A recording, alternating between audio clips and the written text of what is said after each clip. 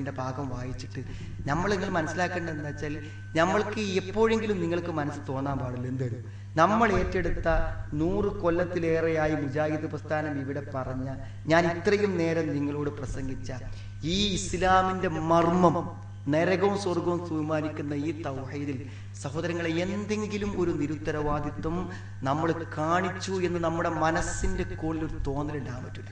അതുകൊണ്ട് ഞാൻ ഇത്രയും വ്യക്തമായിട്ട് വേണം, നമ്മൾ ചെയ്തിട്ടില്ല.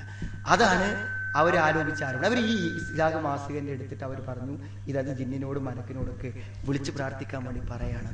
സഹോദരങ്ങളെ, നിങ്ങൾക്ക് കേൾക്കാൻ പറ്റും ആ കാലഘട്ടത്തിൽ ആ പ്രഭാഷണങ്ങൾക്ക് പറഞ്ഞ മറുപടിന്റെ കാസറ്റുകൾ ഇന്നും നിങ്ങൾക്ക് ലഭ്യമാവും. അത് കേട്ടാൽ നമുക്കറിയാൻ പറ്റും എത്ര കൃത്യതയോടുകൂടെയാണ് നമ്മൾ വെല്ലുവിളിച്ചത് തെളിയിക്കാൻ പറ്റും. മാത്രമല്ല, ഇവർ കൊടുത്ത ഈ വാറോലകളുമായിട്ട് തൗഹീദിന്റെ പ്രബോധന രംഗത്ത് ഇറങ്ങുന്നോടത്ത് മുഴുവൻ മുസ്ലിയാക്കന്മാർ വന്നു നമ്മളിന്ന് വേറിട്ട് പോയ ആളുകൾ നമ്മുടെ തൗഹീദിൽ നമ്മൾ വെള്ളം ചേർത്തു, നിർവചനങ്ങൾ മാറ്റി എന്ന് പറഞ്ഞ ഈ ആരോപണത്തിന്റെ ക്ലിപ്പിങ്ങുമായിട്ട് മുഖാമുഖത്തിന്റെ സ്റ്റേജുകളിൽ നമ്മളെ പണ്ഡിതന്മാരെ നേരിടാൻ അവർ ഫോണിലും കടലാസിലുമുള്ള ക്ലിപ്പിംഗ് ആയിട്ട് വന്നു. പക്ഷെ എന്താരെങ്കിലും മനസ്സിലാക്കണം, ഈ 10 കൊല്ലം കൊണ്ട് മുജാഹിദ് പ്രസ്ഥാനത്തിനെതിരെ പറഞ്ഞ ഈ ശിർക്കാരോപണത്തെ അതിശക്തമായി നമ്മുടെ പ്രസംഗകന്മാർ മുസ്ലിയാക്കന്മാരെ മുമ്പിലും നമ്മളിന്ന് പിരിഞ്ഞു പോയ ആൾക്കാരെ മുമ്പിലും നമ്മൾ നേരിട്ടു. സഹോദരങ്ങളെ, അവർ പരാജയപ്പെട്ടു എന്ന് മാത്രമല്ല, നിങ്ങൾക്കറിയാം ഈ കഴിഞ്ഞ ഏകദേശം ഒരു കുറച്ച് സമയങ്ങൾക്ക് മുമ്പ് അക്കാര്യങ്ങൾ തന്നെ അവർ പറച്ചിൽ നിർത്തി. അവരാ പ്രഭാഷണങ്ങൾ പിൻവലിച്ചു. അവരത്തരം പ്രചാരണ വേലകളിൽ നിന്ന് പൂർണ്ണമായും പിറകോട്ടേക്ക് പോകേണ്ട ഒരവസ്ഥാവിശേഷം ഉണ്ടായി. അന്ന് അവർ ചെയ്ത മറ്റൊരു കാര്യം എന്താണെന്ന് വെച്ചാൽ, നമ്മുടെ ഏറ്റവും പ്രഗത്ഭമതികളായ ശിർക്കിനെ പ്രതിരോധിക്കാൻ പറ്റുന്ന, തൗഹീദിനെ പറയാൻ പറ്റുന്ന ഏത് മുസ്ലിയാക്കന്മാരുടെ ദുർന്യായങ്ങളെയും അടിച്ചു മലർത്താൻ പറ്റുന്ന വ്യക്തികളെ കേന്ദ്രീകരിച്ച് നശിപ്പിക്കാനുള്ള ശ്രമങ്ങളും ഈ 10 കൊല്ലങ്ങളിൽ നടന്നിട്ടുണ്ട്. പ്രധാനമായി അവർ ചെയ്ത 2 കാര്യങ്ങളാണ്. ഒന്ന്, മുജാഹിദ് പ്രസ്ഥാനം ഈ തൗഹീദിൽ വീഴ്ച വരുത്തി എന്ന് ഈ സമൂഹത്തെ പഠിപ്പിക്കാൻ 10 കൊല്ലത്തെ പ്രബോധനത്തിന് വേണ്ടി അവർ ഉപയോഗിച്ചു. രണ്ടാമത്തൊരു കാര്യം നാം മനസ്സിലാക്കണം, കഴിഞ്ഞ ചരിത്രങ്ങൾ നമ്മൾ വിസ്മരിക്കാൻ പറ്റൂല. തൗഹീദിന്റെ ആ മഹത്വത്തിന് ഒരു പോറലും നമ്മുടെ മനസ്സിൽ ഏൽക്കാൻ പറ്റൂല സഹോദരങ്ങൾ. എന്നാ പറയുന്നത്, രണ്ടാമത് അവര് ഈ മഹത്തായ പ്രബോധന പ്രസ്ഥാനത്തെ, തൗഹീദി പ്രസ്ഥാനത്തിന്റെ അതിശക്തമായ പ്രവാഹത്തെ തടുക്കാൻ ഉന്നയിച്ച കാര്യങ്ങൾ യാഥാസ്ഥികതയിലേക്ക് കൊണ്ടുപോവുകയാണ്. ഇപ്പൊ നിങ്ങൾക്കറിയാം എന്താണ്, നവോത്ഥാനത്തിന്റെ ഒരു നൂറ്റാണ്ട് നമ്മൾ പ്രമേയം പറഞ്ഞപ്പോ തന്നെ അവരതിന് എതിർ പ്രമേയം അവർ പറഞ്ഞത് എന്താണ്, നവയാഥാസ്ഥികതയുടെ ഒരു പതിറ്റാണ്ട് എന്നാണ്. നിങ്ങൾ ആ വാചകം ശരിക്കും വായിക്കണം. നവയാഥാസ്ഥികതയുടെ ഒരു പതിറ്റാണ്ട്. ഈ 10 കൊല്ലം നമ്മൾ ആളുകളെ അന്ധവിശ്വാസത്തിക്ക് കൊണ്ടുപോയിരുന്നാണ് രണ്ടാമത്തെ ആരോപണം. സഹോദരങ്ങളെ, ഈ ആരോപണം ചെറിയ പ്രതിസന്ധി ഒന്നുമല്ല നമുക്ക് ഉണ്ടാക്കിയത്. എന്ന് പറഞ്ഞാൽ നാടൊട്ടുക്കും ഒരു ആരോപണം പറയുന്നവർക്ക് ഈസിയാണ്, പക്ഷെ അത് പ്രതിരോധിക്കാൻ കുറച്ച് പ്രയാസങ്ങൾ നമുക്കുണ്ടാവും. നമ്മുടെ പണ്ഡിതന്മാരും മുജാഹിദ് പ്രസ്ഥാനത്തിന്റെ നേതാക്കന്മാരും പ്രസംഗകന്മാരും ആ രംഗത്ത് വലിയ ഊർജം ചെലവാക്കേണ്ടി വന്നിട്ടുണ്ട്. നമുക്ക് ഉറപ്പാണ് ഈ 10 കൊല്ലത്തിലിടക്ക് ഒരു ദുർബലമായ ഹദീസ് പോലും നമ്മൾ പറഞ്ഞിട്ടില്ല. പിന്നെ നമുക്കൊരു സൗകര്യം കിട്ടിയ എന്താ വെച്ചാൽ, ഈ പിരിഞ്ഞതിന് ശേഷം ഒരാരോപണം പറയാന്നുള്ള നിലക്കാണ് ജിന്ന്, പിശാച്, മന്ത്രവാദം ഇതിലേക്കൊക്കെ നമ്മൾ കൊണ്ടുപോവുകയാണെന്ന് ഇവർ പ്രചരിപ്പിച്ചപ്പോൾ നമുക്ക് അവരെ മലർത്തി അടിക്കാൻ കഴിഞ്ഞത് എന്തുകൊണ്ടാണ്? ഇവർക്ക് പോലും തള്ളി പറയാൻ പറ്റാത്ത മുജാഹിദ് പ്രസ്ഥാനത്തിന്റെ പൂർവ്വകാല പണ്ഡിതന്മാരിൽ നിന്ന് നമ്മൾ ഇന്ന് പറയുന്ന ആശയങ്ങൾക്ക് തെളിവ് ധരിച്ചു കൊടുത്തു. അവർ പറഞ്ഞു സിഹിർ ബാധിക്കുന്നു. നിങ്ങൾ പറഞ്ഞില്ലേ, അത് അന്ധവിശ്വാസമല്ലേ? സഹോദരങ്ങളെ, സിഹിറിന് തഅ്സീറുണ്ട്, സ്വാധീനമുണ്ട് എന്നത് അഹ്ലുസുന്ന വൽ ജമാഅത്തിന്റെ വിശ്വാസമാണ്. അത് നമ്മുടെ നാട്ടിലെ ഹദീസ് ഉൾക്കൊള്ളാതെ ചില ആൾക്കാർ നിരാകരിച്ചു എന്ന് മാത്രമേ ഉള്ളൂ. അപ്പൊ നമ്മളെന്താ, ഇവരിത് വല്ലാതെ അങ്ങാടിക്ക് ഇറങ്ങിയപ്പോൾ നമ്മളെ വായിച്ചു അമാനി മൗലവിന്റെ സൂറത്തുൽ ഫലക്കിന്റെ വ്യാഖ്യാനം വായിച്ചു കൊടുത്ത്. പിന്നെ എന്താ ഒരു പറയാം, അമാനി മൗലിന്റെ പരിഭാഷ അറിഞ്ഞാൽ 2002 ശേഷം നമ്മൾ ഇറക്കിയതല്ലല്ലോ. സഹോദരങ്ങളെ, ഒന്നും പറയല്ല, വളരെ കൃത്യതയോടുകൂടി. പിന്നെ വായിച്ചത് ആരതാരങ്ങള്, കേരള നദുവത്തുൽ മുജാഹിദിന്റെ ആദ്യത്തെ പ്രസിഡന്റാണ് KM മൗലവി. ആ KM മൗലവിന്റെ ഫത്വകൾ, അവരിറക്കിയ ബുക്ക് സ്റ്റാദിലെ ഫത്വ നമ്മൾ എടുത്ത് കാണിച്ചു കൊടുത്തു. എന്ത്, സിഹിർ ബാധിച്ചു എന്ന് സംശയിക്കപ്പെടുന്ന സന്ദർഭത്തിൽ സൂറത്തുകൾ ഓതാൻ വേണ്ടി അദ്ദേഹം പറഞ്ഞ ഫത്വ വായിച്ചു കൊടുത്തു. ഇപ്പൊ സിഹിർ ബാധിക്കും എന്ന് KM മൗലവി പറഞ്ഞിട്ടുണ്ടെങ്കിൽ, അമാനി മൗലവി പറഞ്ഞിട്ടുണ്ടെങ്കിൽ, സുഹൃത്തുക്കളെ, ഈ 10 കൊല്ലം നമ്മളെ പ്രസംഗകന്മാർ നടന്ന് ജനങ്ങളോട് പറഞ്ഞു പ്രചരിപ്പിച്ച അന്ധവിശ്വാസമാണത്. അന്ധവിശ്വാസം നമ്മൾ പറഞ്ഞു പ്രചരിപ്പിച്ചാണ്. ഇതിന്റെ ഒരു ഉള്ളറങ്ങൾ മനസ്സിലാക്കേണ്ടത്, ഒരു ഉള്ളറ മനസ്സിലാക്കേണ്ടതെന്ന് വെച്ചാൽ മുജാഹിദ് പ്രസ്ഥാനത്തിന്റെ തൗഹീദ് പ്രബോധനത്തെ തടയിടാൻ ആരോപണങ്ങളെ കൊണ്ട് പറ്റുന്നുള്ള തെറ്റിദ്ധാരണയാണ്. പക്ഷെ എന്താ പറയുക, നമുക്കതിലൊരു പ്രശ്നമില്ല.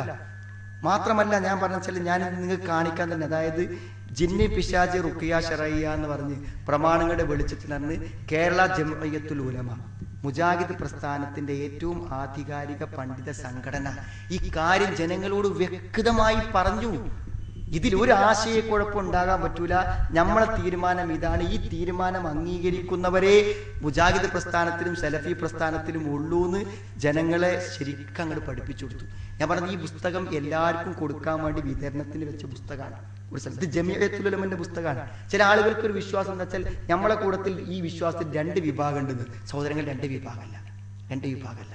ഞാൻ പറഞ്ഞത് ഇവിടെ നിന്ന് നമ്മൾ കുടി ഒഴിപ്പിച്ച ഈ ഷിർക്കിന്റെ ആൾക്കാർ ചെയ്യുന്ന ഒരു ജിന്ന് ചികിത്സയും ഒരു ചികിത്സയും ഈ സമൂഹത്തിലേക്ക് നമ്മൾ തിരിച്ചു കൊണ്ടുവന്നിട്ട് നമ്മളെ എന്തേ പറഞ്ഞുള്ളൂ, നിങ്ങൾ ഇങ്ങനത്തെ വല്ല പ്രയാസങ്ങളും ബുദ്ധിമുട്ടുകളും ഉണ്ടാവുകയാണെങ്കിൽ അതിൽ ഇസ്ലാമികമായി നിർദ്ദേശിച്ച ഷിർക്കില്ലാത്ത ഖുർആനിലും സുന്നത്തിലും വന്ന കാര്യങ്ങൾക്ക് അനുസരിച്ച് കൊണ്ട് നമ്മൾ ഈ രംഗത്ത് എന്ത് ചെയ്യണം എന്നേ പറഞ്ഞുള്ളൂ. ഞാൻ ഇതിലുള്ള ഈ വാചകം നിങ്ങൾ ശരിക്കൊന്ന് വായിച്ചത്, അതായത് ഈ ജിന്ന് ശാരീരികമായ രോഗങ്ങൾ വരുത്തും, സിഹിർ ബാധിക്കും എന്നൊക്കെ നമ്മൾ പറഞ്ഞപ്പോൾ ഇപ്പൊ 10 കൊല്ലം കൊണ്ട് നമ്മൾ പറഞ്ഞൊരു കാര്യമാണ്. നമ്മളെ കൂട്ടത്തിൽ 4 കുട്ടികൾ മാത്രം നടന്നു പറയാണ് എന്നൊക്കെ പറഞ്ഞപ്പോഴാണ് സ്വാഭാവികമായും ജംഇയ്യത്ത് ഈ തീരുമാനം ജനങ്ങളെ അറിയിക്കാൻ ഈ പുസ്തകം ഇറക്കി. ഇതൊന്ന് വായിക്കേണ്ടത്, അതായത് വിശുദ്ധ ഖുർആനിന്റെയും തിരുസുന്നത്തിന്റെയും അധ്യാപനങ്ങളും അവയുടെ അടിസ്ഥാനത്തിലുള്ള അഹ്ലുസുന്നയുടെ വീക്ഷണങ്ങളും ജിന്ന് മനുഷ്യ ശരീരത്തിൽ ഭൗതികമായ സ്വാധീനങ്ങൾ ചെലുത്തുമെന്ന് പഠിപ്പിക്കുന്നു. ജിന്ന് മനുഷ്യന്റെ ശരീരത്തിൽ ഭൗതികമായ സ്വാധീനങ്ങൾ ചെലുത്തുമെന്ന് പഠിപ്പിക്കുന്നു. കേവല ബുദ്ധിയുടെ പേരിൽ ഈ വസ്തുതകളെ നിഷേധിക്കുന്ന പ്രവണത അംഗീകരിക്കാൻ കഴിയില്ല. നിഷേധിക്കുന്നവർക്ക് എന്താ തെളിവ്? ബുദ്ധി. എന്നിട്ടാ ജമിയത്തുലമയെ കൊടുത്തിട്ടുണ്ട്, ജിന്ന് മനുഷ്യന്റെ ശരീരത്തിൽ രോഗങ്ങളും ബുദ്ധിമുട്ടുകളും ഉണ്ടാക്കും എന്നതിന് ഖുർആൻ എന്ന ആയത്താണ് ഈ കൊടുത്തിട്ടുള്ളത്.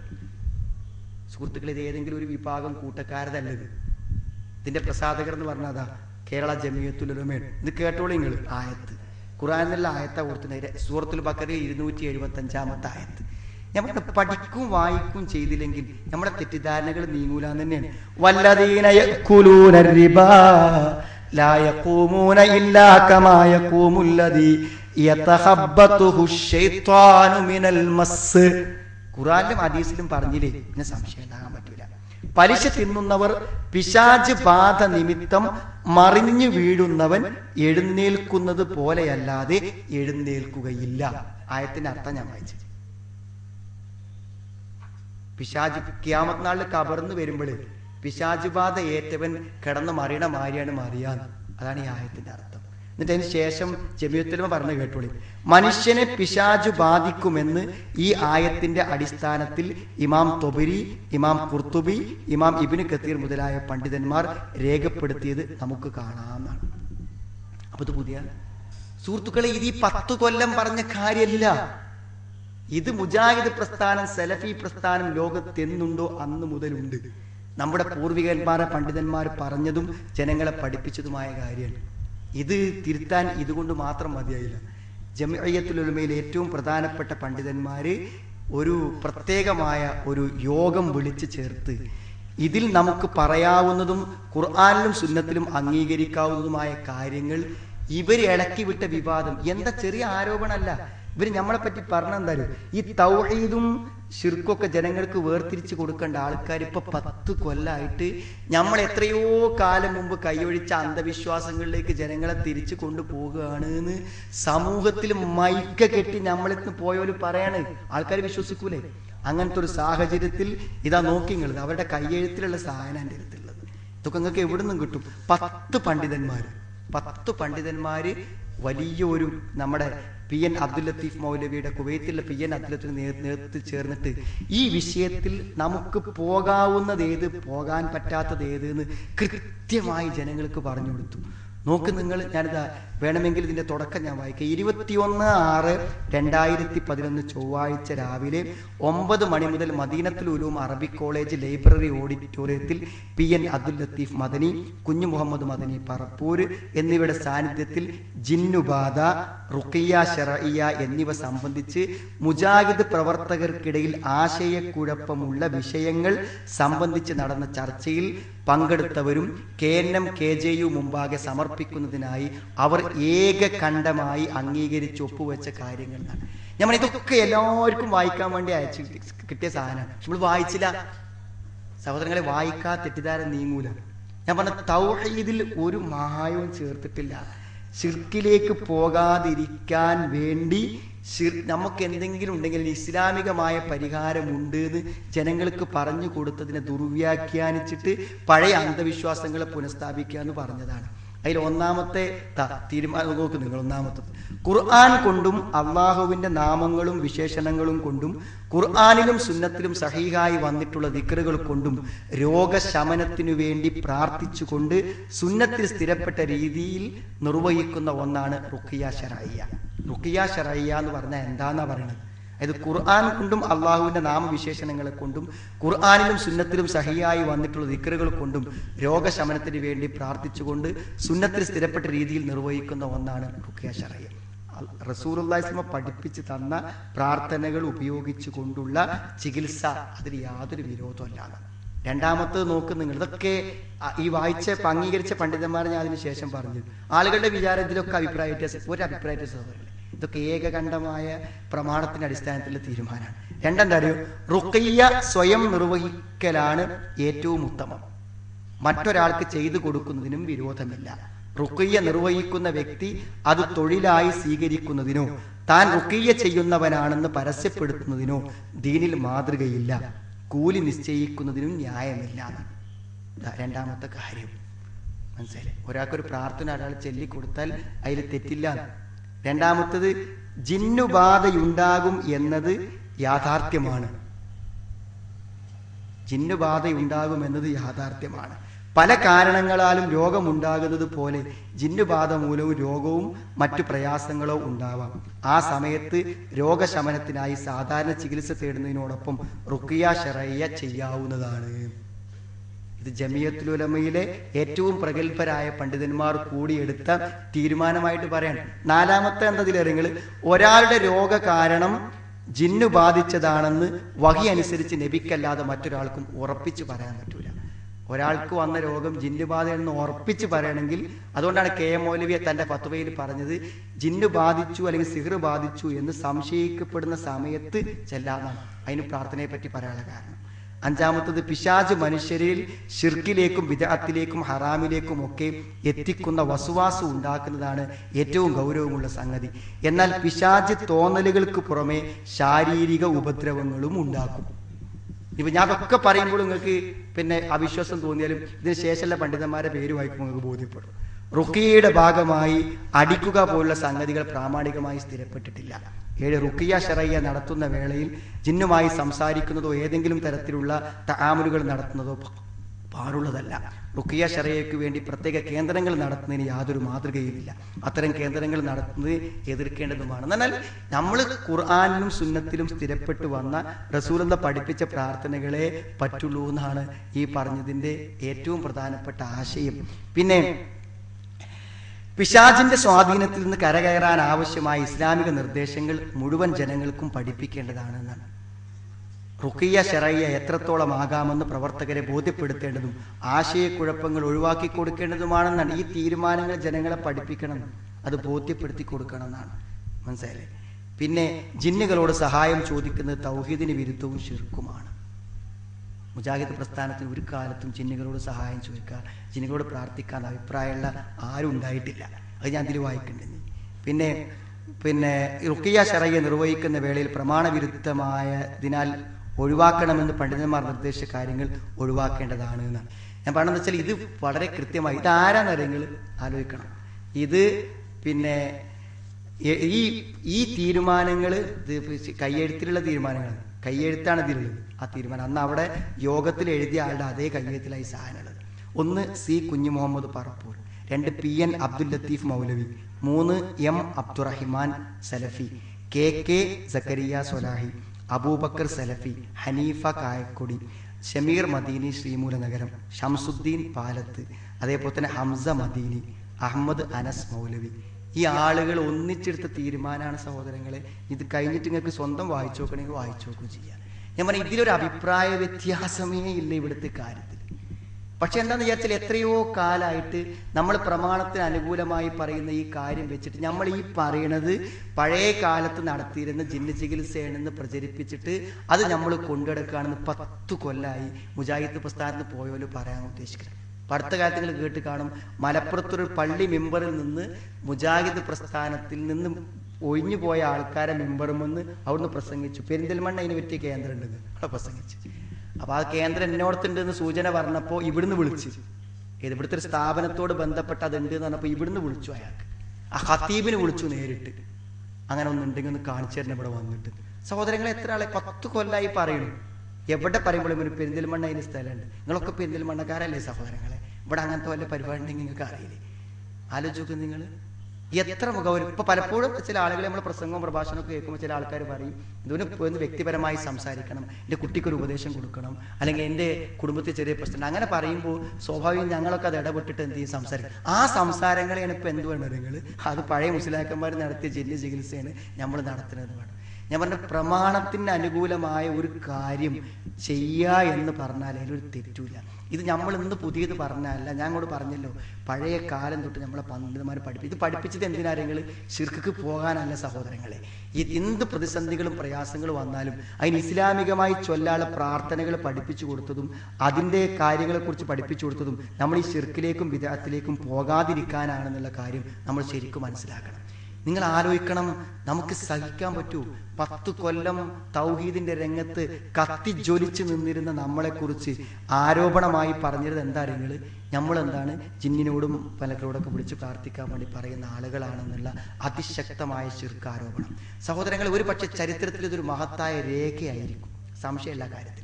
കാരണം ഈ 10 കൊല്ലം ക്ലിപ്പൂട്ടുങ്ങാട്ട് നടന്ന് നമ്മൾ ജിന്നിനോട് പ്രാർത്ഥിക്കാന്ന് പറഞ്ഞു, ജിന്നോട് പ്രാർത്ഥിക്കാമെന്നുള്ളത് അൽ-ഇസ്ലാഹിലെ ലേഖനം എടുത്തിട്ട് നാടൊട്ടുക്കും പ്രസംഗിച്ചപ്പോൾ ജമിയത്തുലമ കൂടി നമ്മളെ മുജാഹിദീങ്ങളെ ആശയക്കുഴപ്പം ഒഴിവാക്കാൻ വേണ്ടി പ്രഖ്യാപിച്ച കാര്യമാണ്. ഒന്ന് കേട്ടോളൂ നിങ്ങൾ.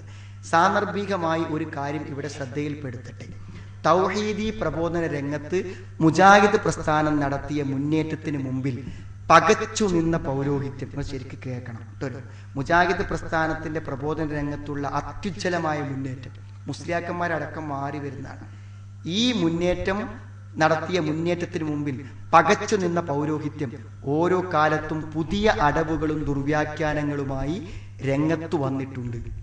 തൗഹീദിനെ പ്രതിരോധിക്കാൻ ആയത്തിൽ ഒരിടത്ത് ഹദീസില്ല. അപ്പൊ എന്താണ്, ഓരോ കുതന്ത്രങ്ങളേറ്റ് വരലാണ് അവരുന്നത്. വിശുദ്ധ ഖുർആനും തിരുസുന്നത്തും മുന്നിൽ വെച്ച് പൂർവികരുടെ മാർഗത്തിലേക്ക് മുജാഹിദ് പ്രസ്ഥാനം ജനങ്ങളെ ക്ഷണിച്ചപ്പോൾ ഖുർആൻ ദുർവ്യാഖ്യാനിച്ചും നബിയുടെ വചനങ്ങൾ വാലും തലയും മുറിച്ച് വികൃതമാക്കി ജനസമക്ഷം അവതരിപ്പിച്ചും പിടിച്ചു നിൽക്കാനാണ് പൗരോഹിത്യം ശ്രമിച്ചിട്ടുള്ളത് എന്നാണ് നിങ്ങൾ മനസ്സിലാക്കണം. ഒരു ചീത്ത പരിപാടിയായി പറയണത്. നമ്മൾ ശിർക്ക് ആരോപിക്കാനും തൗഹീദിൽ വ്യതിയാണ്ടെന്ന് പറയാനും അവിടെ അല്ലാത്തതിൽ വിളിച്ച് പ്രാർത്ഥിക്കാൻ തെളിവുണ്ടാക്കാനും. എന്നാൽ അള്ളാഹുവിന്റെ പ്രകാശം ഊതിക്കെടുത്താനുള്ള വിഫല ശ്രമം മാത്രമായി അവ കലാശിച്ചു. ഇത്തരം ശ്രമങ്ങളുടെ ഒടുവിലത്തെ ഉദാഹരണമാണ് മുജാഹിദുകൾ ജിന്നുകളോട് സഹായം തേടാമെന്ന് വാദിക്കുന്നവരാണെന്ന ആരോപണം.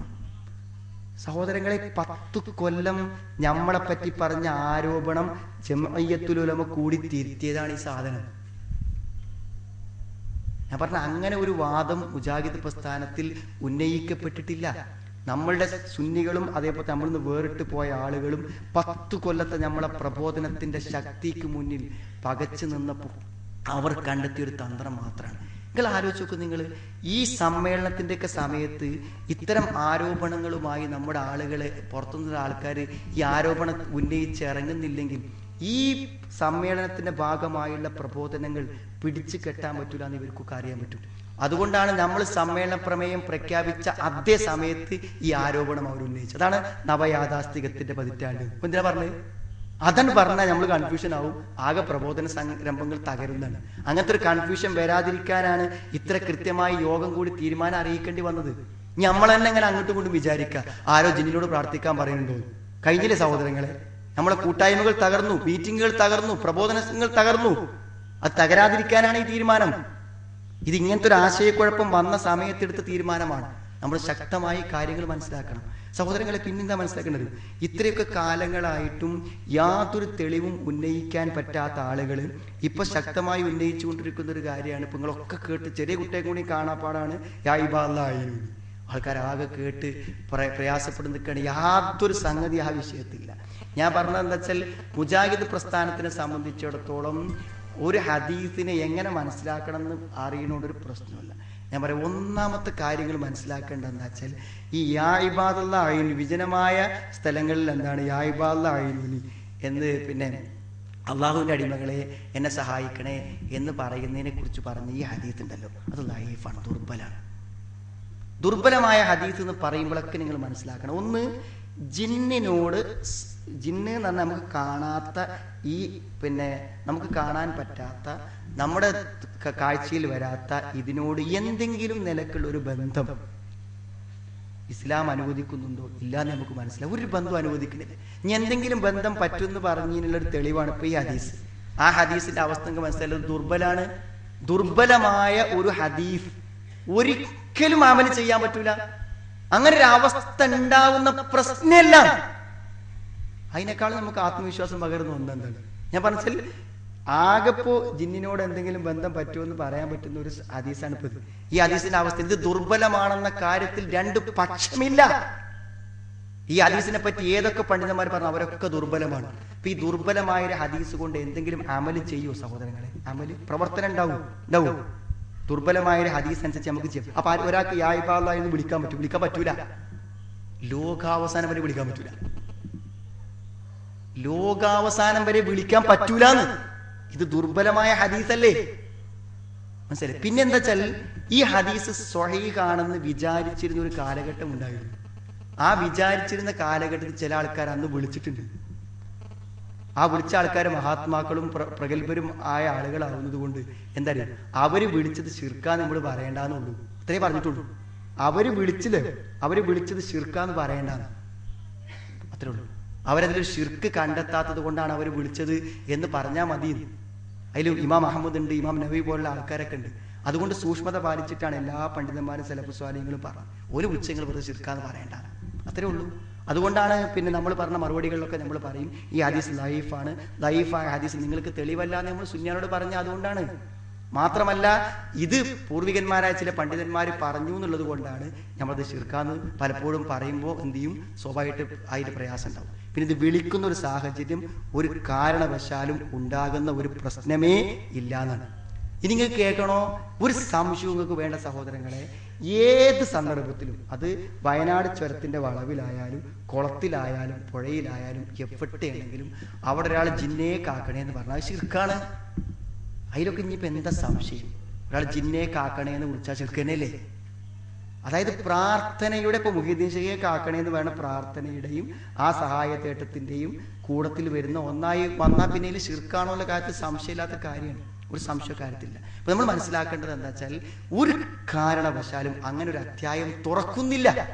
ഈ ദുർബലമായ ഹദീസ് അമൽ ചെയ്യാൻ പറ്റാത്തതുമ്പോൾ അങ്ങനത്തെ ഒരു പ്രശ്നം ഉത്ഭവിക്കുന്നില്ല.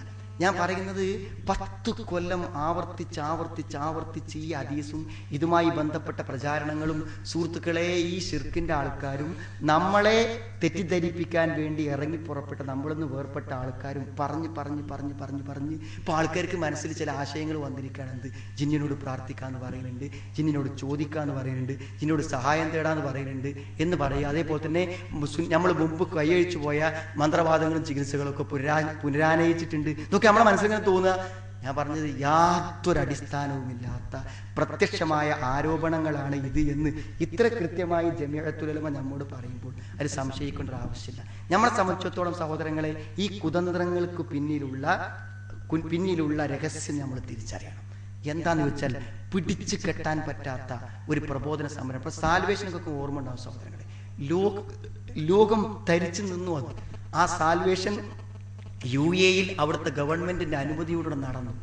എറണാകുളത്ത് നടന്ന സാൽവേഷനുകൾ ആലോചിക്കണം. ഈ 10 കൊല്ലം മുജാഹിദ് പ്രസ്ഥാനത്തിന്റെ ചരിത്രത്തിന്റെ വിപ്ലവ കാലഘട്ടമാണ്.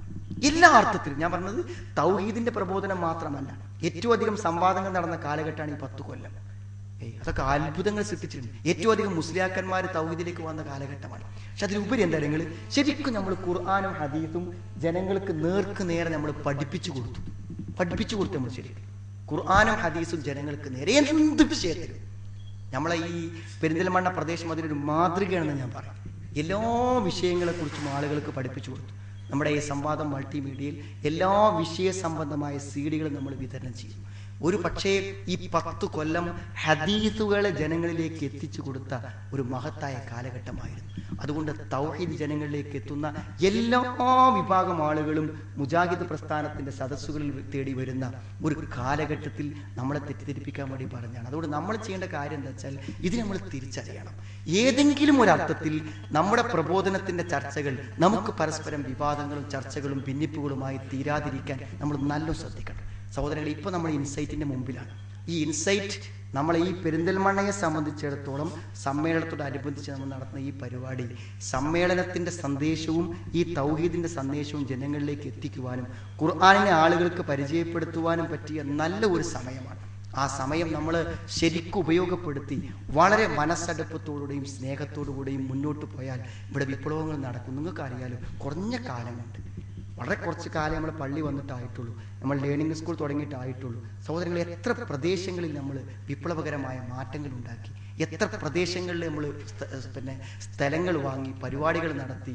നല്ല ഒരിക്കലും കേരളത്തിൽ ഒരു പ്രദേശത്ത് നടത്താൻ പറ്റാത്ത പരിപാടികളാണ് നമ്മൾ നടത്തിയത്. അപ്പോൾ ഒരു പക്ഷേ ഞാൻ അങ്ങനെ ആഗ്രഹിക്കുകയാണ്, പലപ്പോഴും നമുക്ക് ചില വിശ്വാസങ്ങളും കാര്യങ്ങളും ഇല്ലെങ്കിൽ ഇതായി 8ാം സംസ്ഥാന സമ്മേളനത്തിന്റെ ഭാഗമായി സഹോദരങ്ങളെ ഈ കഴിഞ്ഞ 4-5 മാസങ്ങളിൽ വിപ്ലവകരമായ പ്രബോധനങ്ങൾ നടക്കുമായിരുന്നു. പലപ്പോഴും ആളുകൾ എന്തൊക്കെയോ അനാവശ്യമായ ചർച്ചകളും കാര്യങ്ങളും നടത്തിക്കൊണ്ടിരിക്കുന്നു. ഇതൊക്കെ ഒഴിവാക്കിയിട്ട് സഹോദരങ്ങളെ, നമ്മുടെ തൗഹീദിൽ ഒരു പ്രശ്നവും വന്നിട്ടില്ല. നമുക്ക് ഉറക്കെ പ്രഖ്യാപിക്കാം, മുസ്നദ് അഹമ്മദിൽ വന്ന ഹദീസുകൾ ജനങ്ങളോട് പറഞ്ഞാൽ മതി, എല്ലാ പ്രശ്നവും തീരും. ഇത് പറയാൻ ചിലപ്പോൾ ഈ അർലിൻ കഫറിൻ ഒരു വിജനമായ സ്ഥലത്ത് എത്തിക്കഴിഞ്ഞാൽ, ഇപ്പോൾ നബിന്റെ അടുക്കൽ ഒരാൾ വന്നിട്ട് ചോദിക്കാണ്, മുഹമ്മദെ നീ എന്തിലേക്കാണ്, ഇലാമത്തതോ എന്തിലേക്കാണ് നീ ക്ഷണിക്കുന്നത്? അപ്പൊ നബി അള്ളാഹുവിന്റെ ഏകത്വത്തിലേക്ക്.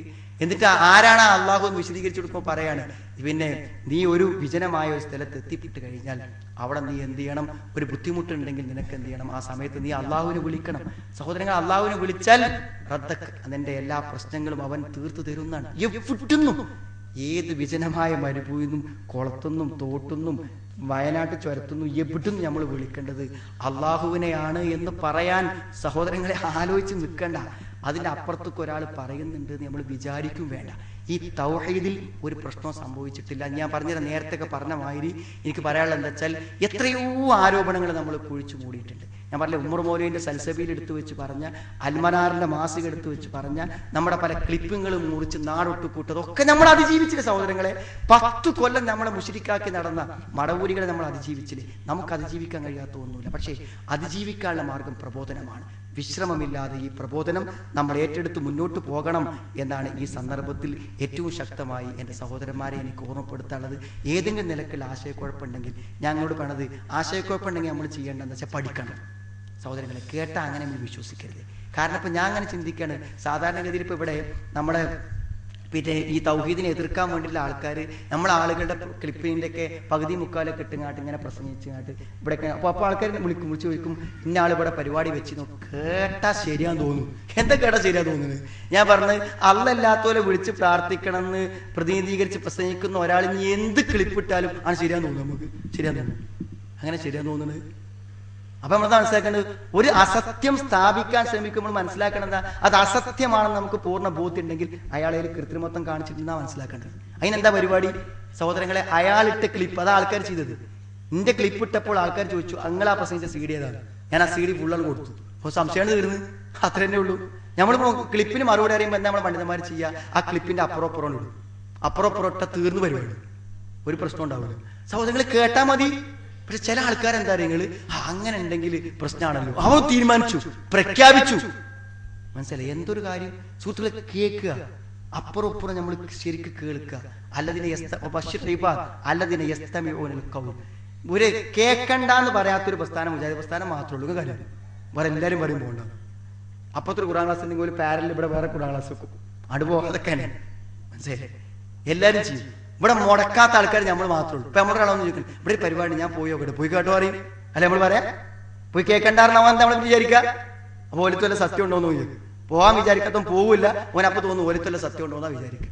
അത്ര കൃത്യതയോടുകൂടെ പറഞ്ഞു വരുന്നൊരു പ്രസ്ഥാനത്തിന് എന്താ സഹോദരങ്ങളെ, കേൾക്കാനും പഠിക്കാനും തയ്യാറായാൽ എല്ലാ ആശയക്കുഴപ്പങ്ങളും ദൂരീകരിക്കപ്പെടും. മുജാഹിദ് പ്രസ്ഥാനം ഈ മഹത്തായ നമ്മുടെ നേതൃത്വത്തിന്റെ കീഴിൽ ഈ ജമിയത്തുലമയുടെ തീരുമാനങ്ങളും കാര്യങ്ങളും ഉൾക്കൊണ്ടുകൊണ്ട് ഈ ആരോപണങ്ങളെ തിരിച്ചറിഞ്ഞുകൊണ്ട് സഹോദരങ്ങളെ, ഈ 8ാമത് മുജാഹിദ് സംസ്ഥാന സമ്മേളനവും അതിന്റെ പ്രബോധനവും അല്ലാതെ നമ്മുടെ മനസ്സിൽ ഇനിയൊന്നും വേണ്ട. ആ നിലക്ക് ശക്തമായി മുന്നോട്ട് പോകാൻ നമ്മൾ ശ്രമിക്കണം.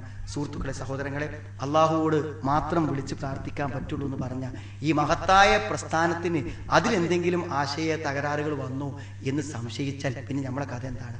അങ്ങനത്തെ ഒരു അവസ്ഥ ഉണ്ടാവരുതേ എന്ന് വിചാരിച്ചു തന്നെയാണ് അല്പം വ്യക്തതയോടുകൂടി ഈ കാര്യം പലപ്പോഴും പല ആളുകളും ആശയക്കുഴപ്പമുള്ള പല കാര്യങ്ങളും നമ്മോട് ചോദിക്കുകയും സംശയം ദൂരീകരിക്കാൻ ശ്രമിക്കുകയും ചെയ്തതുകൊണ്ടാണ് ഇത്രയും കൃത്യതയോടുകൂടി ഈ കാര്യങ്ങളെ ബോധ്യപ്പെടുത്താൻ ശ്രമിച്ചത്. സഹോദരങ്ങളെ, സതുദ്ദേശം മാത്രമേ ഉള്ളൂ.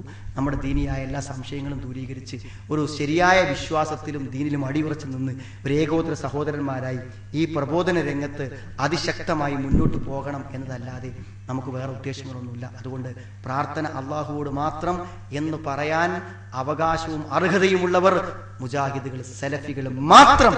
അത് പറയാനുള്ള അവകാശം ഒരു കാലത്തും അവർക്ക് നഷ്ടപ്പെട്ടു പോയിട്ടില്ല എന്ന് നമ്മൾ തിരിച്ചറിയണം എന്ന് ഓർമ്മപ്പെടുത്താണ്. അള്ളാഹു ഈ തൗഹീദിൽ അടിയുറച്ച് നിൽക്കുവാനും, സഹോദരങ്ങളെ, നമ്മുടെ കുടുംബത്തിൽ എവിടെയെങ്കിലും ഈ തൗഹീദിന്റെ വെളിച്ചം കിട്ടാത്ത ആൾക്കാരുണ്ടെങ്കിൽ നിങ്ങൾ ശ്രദ്ധിക്കേണ്ട ഒരു പ്രധാനപ്പെട്ട കാര്യം എന്ന് വെച്ചാൽ അവർക്കത് എത്തിച്ചു കൊടുക്കണം. അതിന് നല്ലൊരു ചാൻസ് ആണ് നിങ്ങൾക്ക് ഈ സമ്മേളനവും നമ്മുടെ ഇൻസൈറ്റും. നമ്മൾ ഇറക്കിയ 2 രൂപേൻ്റെ ഒരു പുസ്തകം നമ്മൾ ഫ്രീ ആയിട്ടാണ് അത് കൊടുക്കുന്നത് സ്പോൺസർമാരെ വെച്ചിട്ട്. അതാണ് വായിച്ചാൽ ഒരാൾക്ക് ജീവിതം എന്തിനു വേണ്ടി അതാണ് വായിച്ചാൽ ക്ലിയർ ആവും. ഞാൻ പറഞ്ഞെങ്കിൽ ആ പുസ്തകം എടുക്കണം. നമ്മൾ നിശ്ചയിച്ച സ്കോഡുകൾ ഒരു 71ഓളം സ്കോഡ് നമ്മളുണ്ടെങ്കിൽ ആ സ്കോഡ് തങ്ങൾക്ക് വീതിച്ചു തന്ന മേഖലയിൽ ശരിക്ക് പ്രവർത്തിക്കുകയാണെങ്കിൽ ഒരുപക്ഷെ പ്രബോധന രംഗത്ത് ഒരു മഹാവിപ്ലവം ഈ ഒരു മാസം കൊണ്ട് ഇവിടെ നടക്കും. ഈ നവംബർ മാസവും ഡിസംബർ ഫസ്റ്റ് വീക്കിലെ ഇൻസൈറ്റും കഴിയുമ്പോഴേക്കിന് ഈ 40 ദിവസം കൊണ്ട് നമുക്കിവിടെ പ്രബോധന രംഗത്തൊരു വിപ്ലവം സൃഷ്ടിക്കാൻ പറ്റും. നമ്മുടെ ഈ തൗഹീദ് ഉൾക്കൊണ്ട നവമുഖങ്ങളെ കാണാൻ ഒരുപക്ഷെ നമുക്ക് ഈ ഒരു മാസം കൊണ്ട് അവസരം കിട്ടും. നമ്മൾ പരിശ്രമിക്കണം. ഇൻസൈറ്റ് ആവട്ടെ നമ്മുടെ ഈ ഒറ്റക്കെട്ടായ ഈ പ്രവർത്തനങ്ങളുടെ അടുത്ത ലക്ഷ്യം എന്ന് ഞാൻ പ്രധാനം ഉറപ്പെടുത്തണം. നമ്മുടെ ഇൻസൈറ്റിന്റെ ഒരു ദാവ കൺവെൻഷൻ തിങ്കളാഴ്ച വൈകുന്നേരം വിളിച്ചിട്ടുണ്ട്. ആ ഇൻസൈറ്റുമായി സഹകരിക്കാൻ ഉദ്ദേശിക്കുന്ന എല്ലാ ആളുകൾക്കും സഹോദരങ്ങളെ അതിൽ വരാം. ഇവിടെ മെമ്പർഷിപ്പ് ഉണ്ടോ, മെമ്പർഷിപ്പ് ഇല്ലെന്നൊന്നുമില്ല, നിങ്ങൾ വരിക, അതിനോട് സഹകരിക്കാം. പിന്നെ നമുക്കറിയാം ഏകദേശം 8 ലക്ഷത്തോളം രൂപ ഇൻസൈറ്റിന് ചെലവുണ്ട്.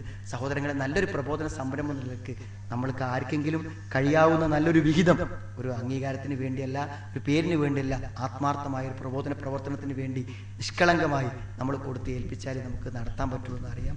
അതേപോലെ എല്ലാ ഞായറാഴ്ചയും രാവിലെ ഇവിടെ CRE ക്ലാസ് നടക്കുന്നുണ്ട്. നമ്മുടെ മുതിർന്ന കുട്ടികൾക്ക് വേണ്ടിയുള്ള ക്ലാസ്സാണ്. MSM കൊടുക്കുന്ന പ്രത്യേക സിലബസ് പ്രകാരം നടത്തുന്ന ആ ക്ലാസ്സിൽ നിങ്ങൾ കുട്ടികളെ പങ്കെടുപ്പിക്കാൻ ഉറപ്പെടുത്താണ്. എല്ലാ മാസവും ആദ്യത്തെ ശനിയാഴ്ച ഈ നമ്മുടെ വിജ്ഞാനവേദി ഇവിടെ നടക്കുന്നുണ്ട്. ആ വിജ്ഞാനവേദിയിലും നിങ്ങളെല്ലാവരും സ്ഥിരമായി കുടുംബത്തോടൊപ്പം പങ്കെടുക്കണം എന്ന് ഉറപ്പെടുത്താണ്. വ്യാഴാഴ്ചയിലാണ് നമ്മുടെ ലേണിംഗ് ക്ലാസ് ഉള്ളത്. അതേപോലെ സഹോദരങ്ങളെ, രാവിലെ 7 മണിക്ക് അറബി ക്ലാസ് നടക്കുന്നുണ്ട് മുബാറക് മാഷിന്റെ നേതൃത്വത്തിൽ. നമ്മുടെ എല്ലാ സംരംഭങ്ങളിലും നമ്മുടെ കുടുംബസമേതം ഒറ്റ മനസ്സോടെ കൂട്ടായി മുന്നോട്ട് പോകാൻ നിങ്ങൾ എല്ലാവരും പരിശ്രമിക്കണമെന്ന് പ്രത്യേകം ഓർമ്മപ്പെടുത്തുകയാണ്.